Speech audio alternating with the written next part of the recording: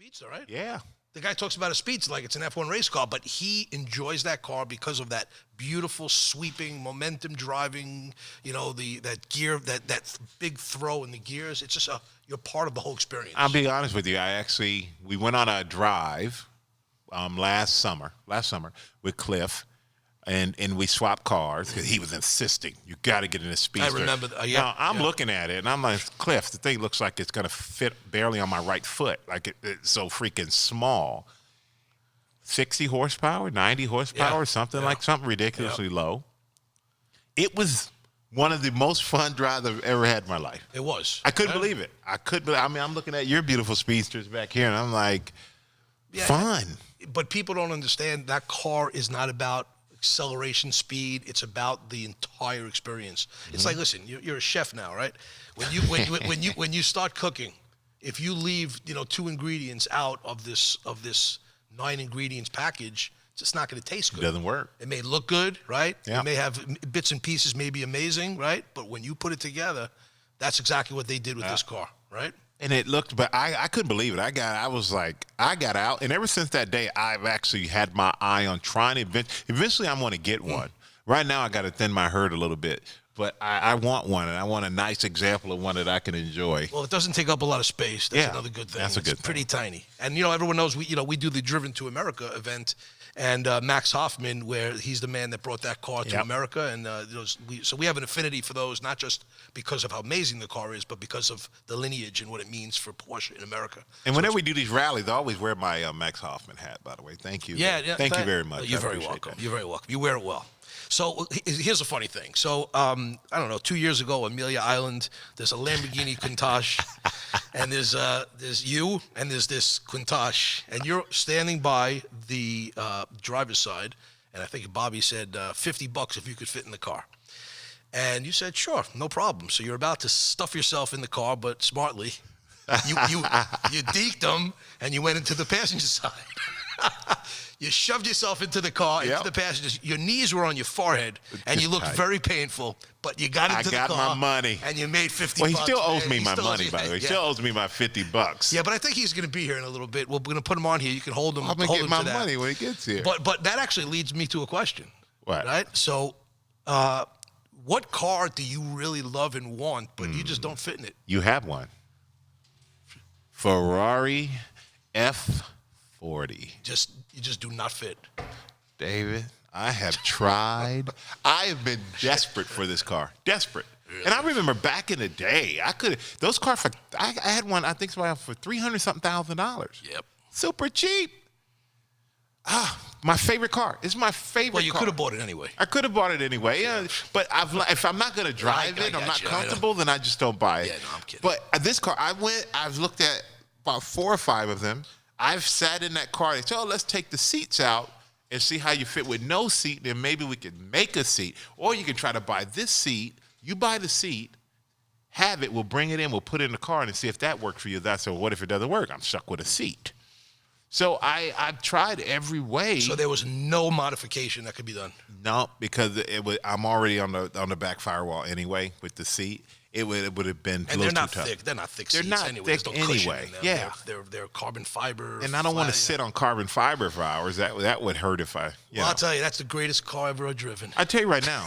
Are you serious? No, I'm kidding. Listen, you got to take my word for it. If you gave me the car, I'd make myself fit. I'd be willing to shave off a few inches of my leg. I'll cut it and reattach it. You fit in the passenger side. Yeah. So you've been in one. Yeah. Okay. No, I've sat in it. I've done everything. It's just slightly too tight to drive it. Yeah. It's like Ferrari just said, you know what, Michael? We're going to piss you off. There you go. You're going to You're going to have to settle for a Daytona. Exactly. Poor you.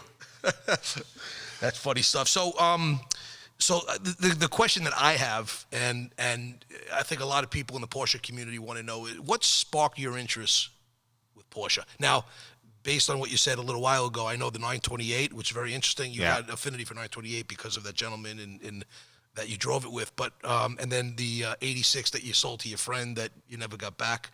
But so which was the real spark that made Porsche? Because I'm assuming Porsche's up there in your. I mean, as far as your affinity for cars. I had more Porsches Porsche right now than I have anything else. So what is it? What is it about the brand or the mark or that really stands out? Oh man! First of all, the look is timeless. Yep. I actually prefer. You know what got me as a kid? The whale tail. Oh, really? The hips and the whale tail. Yeah. When you saw the hips and the whale tail So on the turbo, G-body cars, the G-body whale tails? Oh, yeah. Yeah. Oh. But then, you know, the narrow bodies are beautiful, too. It's like, I don't know, it's the classic design, and the handling is different from anything else because of where the engine sits when you go into a turn. If you don't hit the brakes, you know, hit the gas, if anything, let it squat and get you around that corner. Just the handling of the cars, I don't know how they did it. I'm amazed at it. But I've been a Porsche since, I tell you, with Tony Rowe when I was 13 years old in Germany, and that was a 928, and that's more of a gentleman's cruiser. But other than that, I've just always had the 911s, and and even when people go, "How are you fitting in that car?" That's what I get sick of hearing. They don't understand. They have a lot of Germans room. are not small. Yeah. You ever go to Germany? You know, it's not like going. I grew up there. Some big people. They love eating the schnitzel. Absolutely. You know, bratwurst. But I mean, seriously, just by nature, they're not petite There's some people. thick people. Absolutely. So when you Strong people. even when you look at the Speedster, there's room in the car because it wasn't made for. I can fit in that Speedster and be comfortable. Isn't that crazy? All day long. And I look Yeah. at it, and it makes no sense to me at all. It makes no sense. But then I look at the F40, and I go, "Oh, that's a big car." And I get in there, and I got to cut off half my leg to get in the thing. It makes no sense. But the Porsche I've always fit, which is always helpful. Carrera GT, you fit in though, right? Carrera GT, I fit. Go figure. Fit in See, the that's how smart Porsche is. Big guys could fit in the Carrera GT. Yeah. You know, it's right. That's Big the guys engineering. make money too, car manufacturers. We like cars too. There you go. Well, you know, growing up in Germany, it was interesting. Growing up there and seeing all the cars, and being on the Autobahn, and we weren't far from, you know, Frankfurt, Stuttgart, all these Now, things. how old were you when you spent your time there? We moved there when I was 9. Oh, okay. Yeah, 9 until I went to college. I was there my whole growing up. My parents stayed there for 19 years, 1981 to 2000. So they were there a long time. And my oldest brother lived in Florence, Italy. So I go to Europe every year. I love it. Absolutely love Europe. But growing up in Germany and being on the school bus with my brothers, and you see a car, nice car, I'm like, "That's my car." He'd be like, "No, that's my car." We argue over who picked it first. Just being on the Autobahn and seeing a Porsche. Right. Yeah. Right. You know, no matter how fast you are, somebody's faster. Yeah. Move over. Yeah, you know, that's you right. learn those lessons really quickly. And it was different back then, right? The Autobahn was different also, right? Wide open and different. And the thing about the Autobahn, which I wish we could do here, but you know, here we're very hard-headed, I want to say, and we're very like we're not disciplined enough. We're not understanding enough to have an Autobahn here because people don't. Autobahn, you drive on the right. You only pass on the left. And when you pass, you get back over to the right. And that's supposed to be the rule here, too. That is supposed to be. Yeah. Here, people park in the middle. People park in the left. I found the right lane is usually the one that's wide open. And it just blows my mind. It frustrates me, but I realize me letting my heart rate get up is not going to change it. No, but it does, yeah. In Germany, you have to go to school to get a driver's license. You just don't show up because you turn a certain age and you take a written test and you go. Now you don't have to parallel park, I don't think. But you go do that and they give you a license. It's not that way. They're there. Yeah. You go to school. You pay to go to school. Even still. Yeah, I think even still. You pay to go to school. And back then, they taught you in a manual. So you had to learn to drive a manual. You had to learn how to parallel park because in Europe, most of it is parallel parking. So it's just a different experience of driving, a different if you're going to pay for something, I found you probably respect it a little bit more. And they enforce their rules. Yeah. And I'll tell you something else. I'll show a picture of this.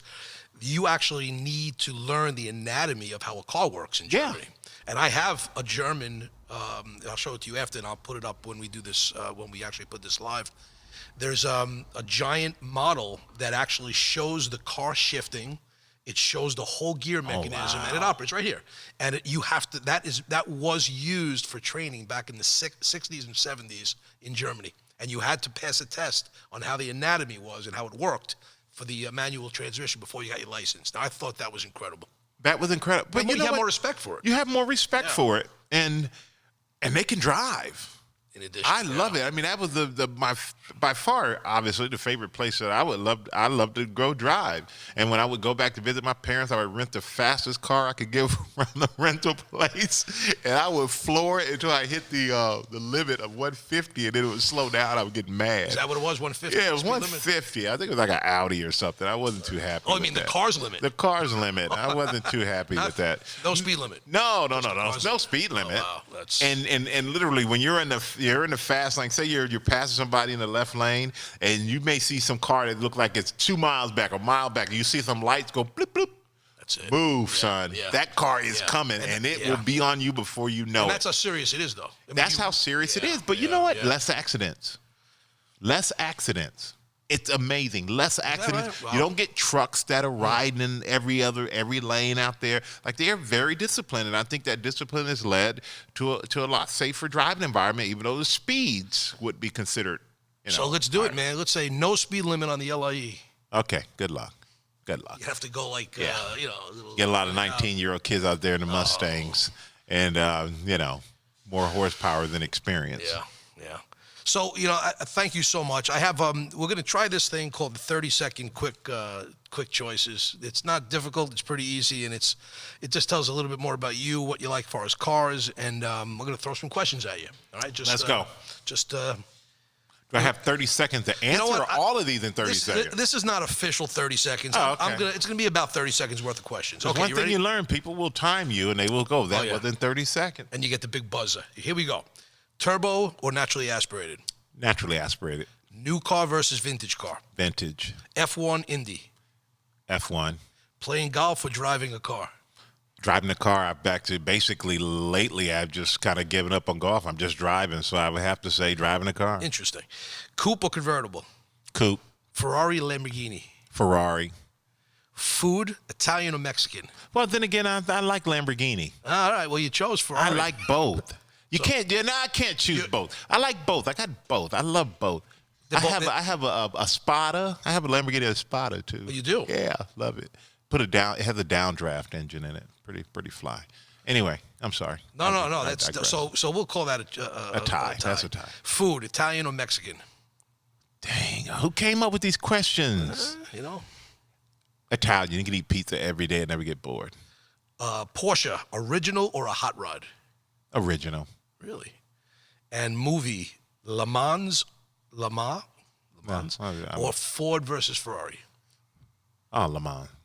Okay. I love Ford versus Ferrari, but Le Mans is pretty cool. What is I think we talked about this. What is your all-time favorite Porsche if you had to pick one? If you had one Porsche, you could have nothing but one Porsche. What would be in your garage? A 73 RS that David is going to gift me for coming on the show and being the first guest would be awesome. Or I'll take the Carrera GT. Put the bow on it. The keys in it. You got it. Michael, thank you so much. Thank you, my brother. I appreciate it. Appreciate it. This is nice in these quarantine times to get out and talk. Yeah.